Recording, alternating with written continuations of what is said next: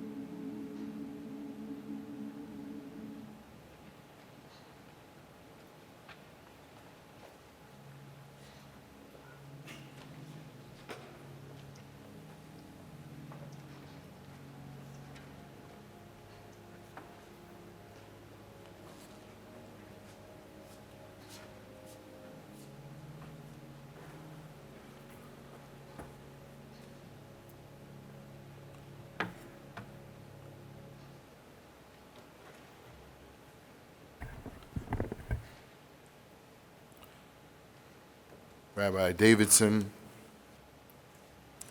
Reverend clergy, members of Simpson, Emanu-El, Concord people, our friends who have gathered on this Shabbat together. Let me express my thanks and gratitude for the spirit of hospitality that consistently says we're getting together on this Friday night, no matter what. After 3 years of trying to figure out how we do that and patching together from our separate places, sequestered, patching together an order of service and putting something together that would be representative of our work, I want to just say it's good to be here. And after 3 years of what we have been going through, it's good to be anywhere. And then on top of that, it is good to be somewhere with other faces, smiling. The one thing that this pandemic has taught us, and that is that none of us escaped the challenges, the frustrations, the anxieties, the isolation, the loneliness. Every one of us has some sense, because of this experience, some sense about something that other people might be feeling. While I am not quite ready to talk about the good things of this pandemic, I must say that this time that we are now coming out of has in a strange way made us more human. And I pray that we do not lose that touch with each other now that we're back around each other. I'm honored to be here today, and I want to speak to you about some reflections on Martin Luther King Jr. and our missed opportunities.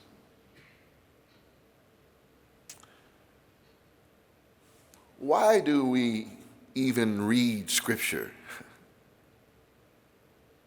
We read it for many reasons. We read it for our own personal enrichment. We read it because it tells us the stories that were before our time, but in which we now find ourselves as legacy.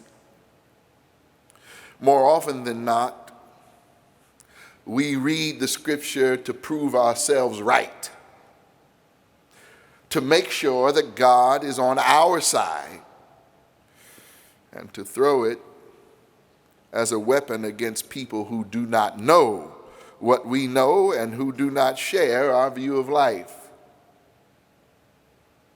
Tragic that that's our view of how to weaponize sacred texts.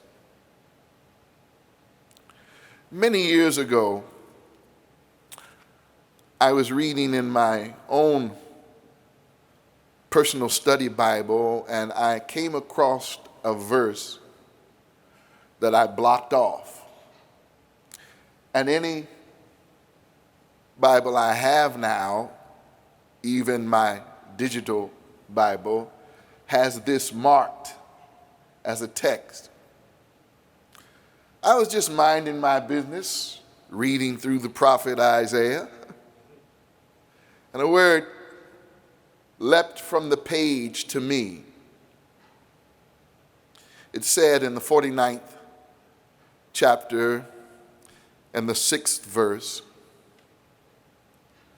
God says, It is too light a thing that you should be my servant to raise up the tribes of Jacob and to restore the survivors of Israel. I will give you as a light to the nations, that my salvation may reach the end of the earth. I didn't go hunting for it. It found me.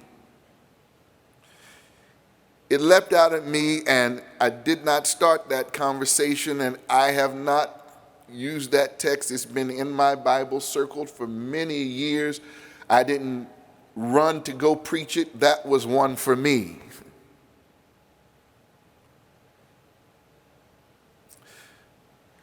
At first glance, this text has everything we want in a Bible verse. It starts off, God speaking. That's a good thing. The language says that we are called to be servants. It is not too light a thing that you should be my servant. Not so bad a word, service. I must admit that the language of servant becomes increasingly difficult to grasp given the episodes of chattel slavery and human trafficking that we continue to try to sweep under the rug. This apparent mandate that God gives to whomever God is speaking to raise up the tribes and to restore the survivors. Again, not a bad idea. In fact, a noble thing to raise up, to train up, to nurture, and to guide others who are part of our legacy, who are part of our identity. It is a good thing for us to do that. And it is also good for us to think about the way in which we restore the survivors among our own people. Not a bad thing at all. Something we should be doing, raising up and restoring. That is a part of our work. But read this carefully.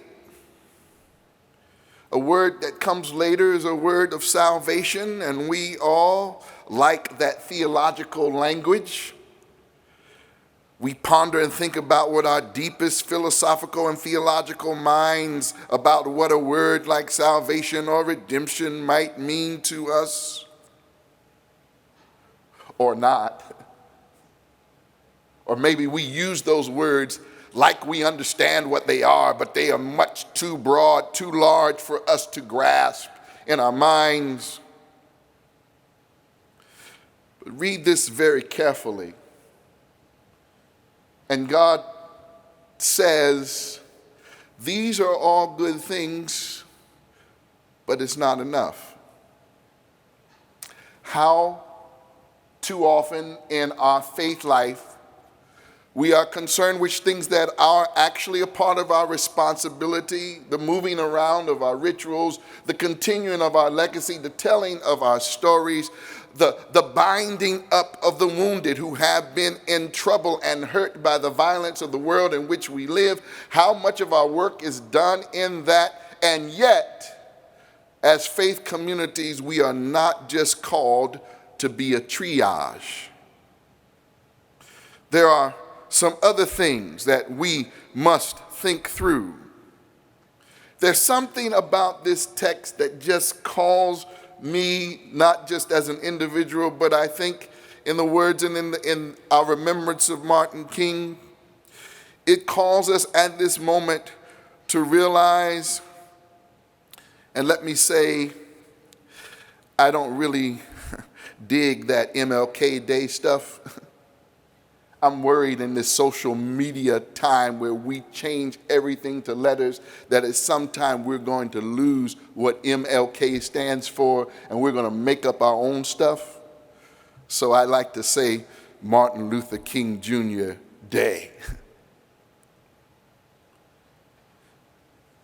In his essay, Cosmic Companionship, Stuart Burns writes that Martin Luther King, it is subtitled Martin Luther King's Lived Theology.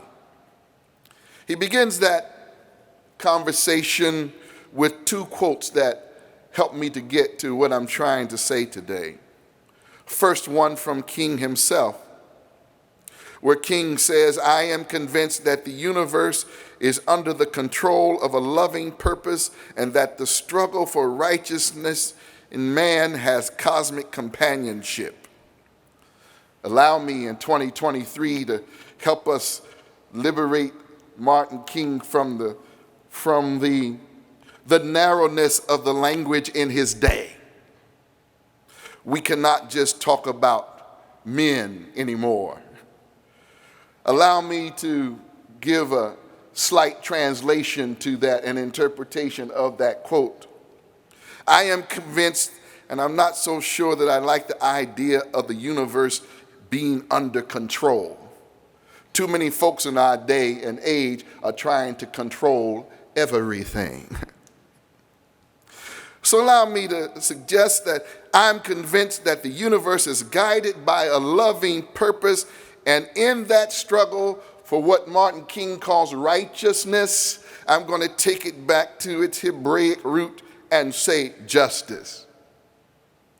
In our modern day, we have separated righteousness from justice, and we let people say that they are righteous and they are not committed to justice. But you cannot be a righteous person not committed to justice. And there is no justice without the work of those who believe that it is a part of their identity before God to be spiritually sound. You'll call it what you want, but that is the righteousness is really about justice. And we have cosmic companionship. Robert McAfee Brown goes a little further, so says Burns. He says, for our purpose, what is most characteristic of the God of the Bible is that the God is the God who takes sides. God is not indifferent. God is not aloof. God is not uncaring. What happens to people matters to God. And if there's anything that is clear in the biblical drama as a whole, it is that when God takes sides, God sides with the oppressed. Very different gospel from the one we have been hearing as of late. Burns makes the claim that what we see in Martin King is lived theology. It is not expressed necessarily in orthodoxy or in catechism. It is expressed in the lived theological expressions that are centered in human life, drawn from personal and communal experiences in the down to earth, sometimes coming from stories, poetry, music, drama, dance, or direct action. When I think about that and I go back to this text, our verse acknowledges that the good work of restoration of our survivors. Let us think today of those who have been through the horrors and the heinous deeds of violence and power. We must do that work. We must continue to help those who have been affected, changed, scarred, wounded eternally. We must think about the ways in which we respond even now to those who are now dealing with various forms of mental dis-ease because of what we have gone through. The anxiety that is now among us, the depression that is among us, all of the things, we have to figure out ways to restore people to a sense of wholeness and wellness. But this is our work. We are often called as ministers and people of faith to show up after everything has happened, to make sense of it, to give people comfort, You know that as we go to minister, somebody is sick, call the minister, call somebody, someone has died. Let's get a ritual of remembrance for our own sake. In social constructs and in civic organizations and meetings, always find a rabbi or a pastor to either give the opening prayer or the benediction. Bless the mess we are making. Give God, stamp a seal of approval on the stuff that we have just done. The truth of the matter is that Martin King went to Montgomery with the fervor of youthfulness, the pedigree of a freshly minted PhD degree, a family pedigree, the son of a prestigious pastor in Atlanta. He was just looking for a church somewhere that would give him the opportunity to live out all that youthful stuff. And in fact, the Dexter Street Church was very glad to see him, given who they had as pastor before, who reminded them every day that they were not yet free. He was a safe choice. And he was suitable after the tumultuous time with their previous pastor. While there was a woman, Rosa Parks, who decided she was too tired to give up her seat on the bus.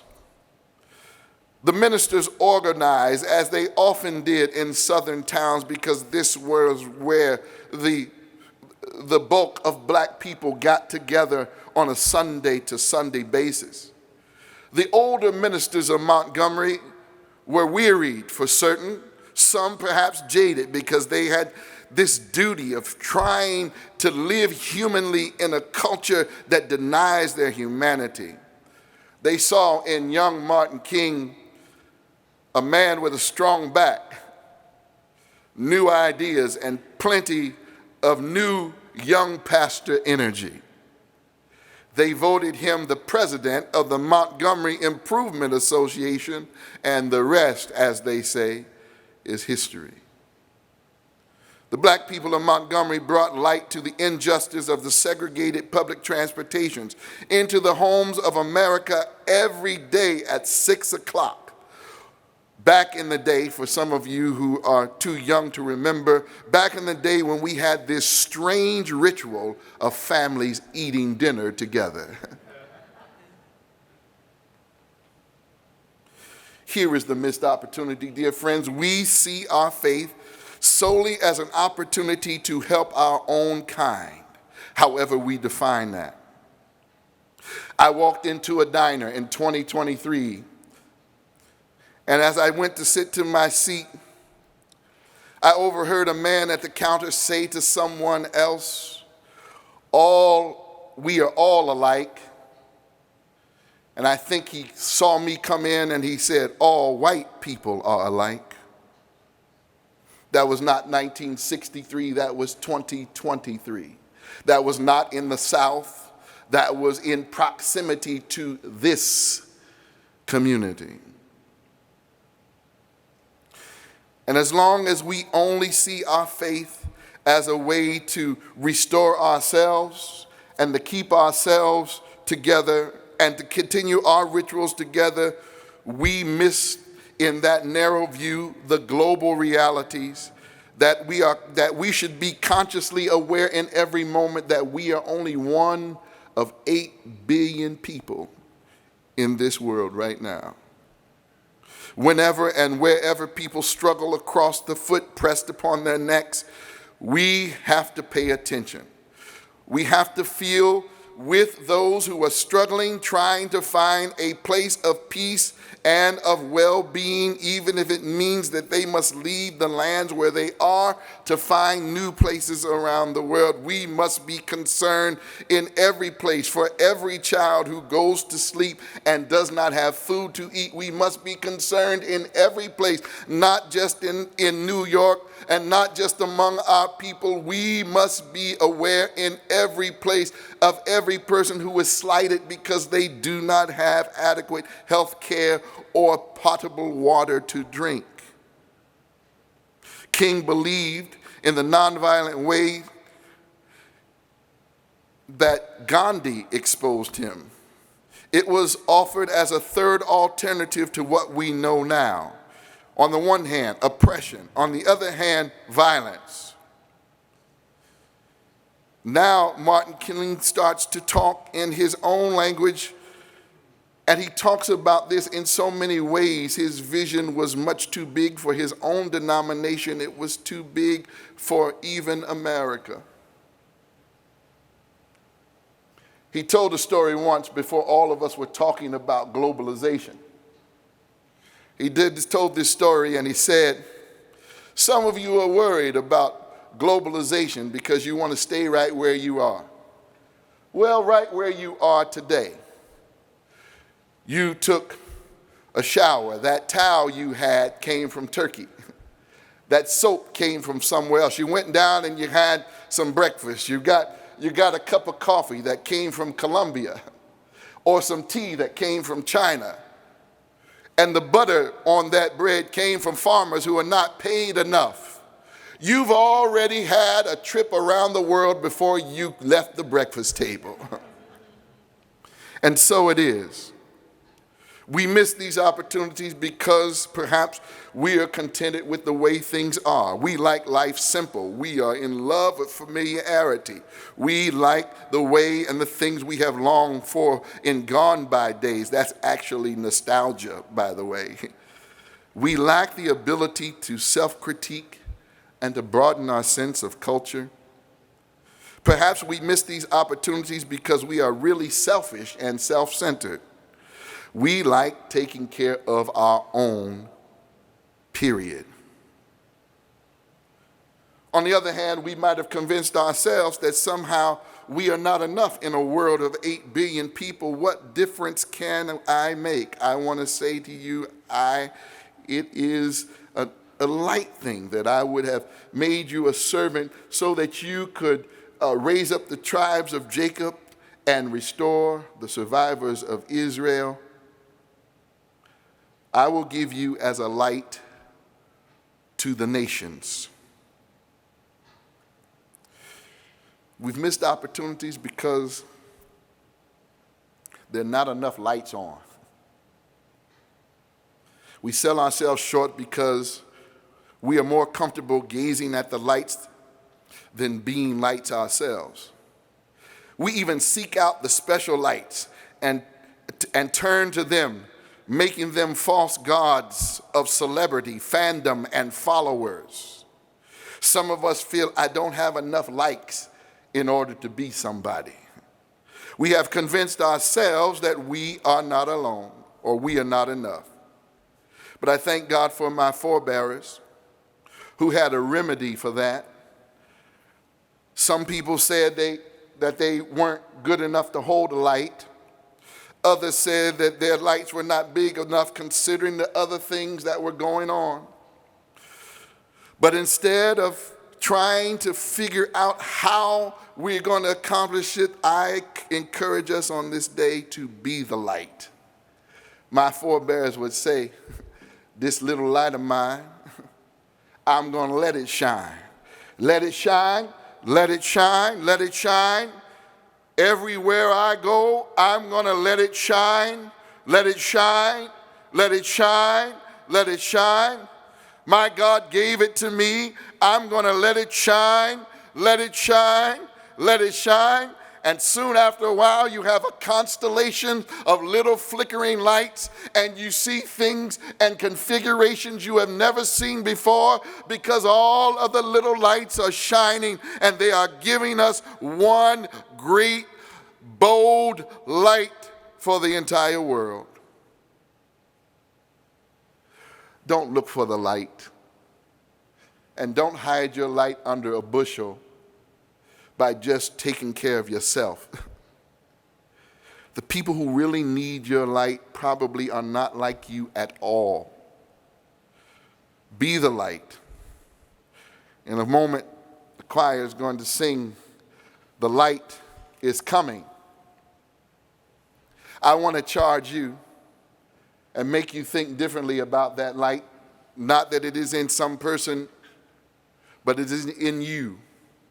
The light is coming because I let my little light shine.